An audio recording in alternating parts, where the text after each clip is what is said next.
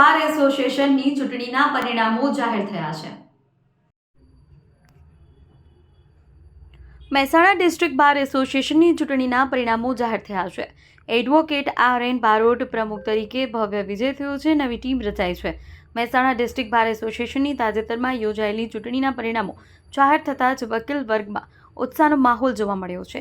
વિવિધ પદો માટે થયેલી સ્પર્ધામાં વકીલોએ મોટા પ્રમાણમાં મતદાન કરી પોતાના પ્રતિનિધિઓને પસંદ કરવામાં આવ્યા।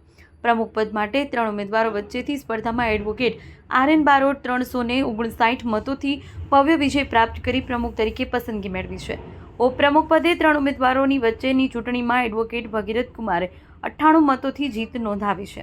સહમંત્રી પદ માટે પણ ત્રિકોણીય સ્પર્ધા રહી છે, જેમાં એડવોકેટ કીર્તિકુમારે 127 મતોથી વિજય મેળવ્યો। ટ્રેઝરર પદે 2 મહિલા ઉમેદવાર વચ્ચે થયેલી ચૂંટણીમાં એડવોકેટ ભગવતીબેન રાવલે 385 મતોથી જીત મેળવી છે।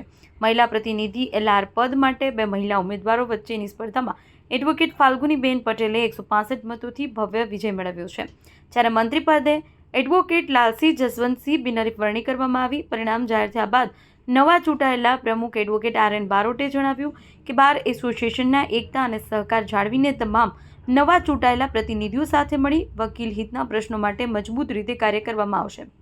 નવા હોદ્દેદારોની જીતને પગલે મહેસાણા બાર એસોસિએશનમાં શુભેચ્છાઓનો ધોધ વહેતો થયો છે। ચેતન પટેલ, મહેસાણા।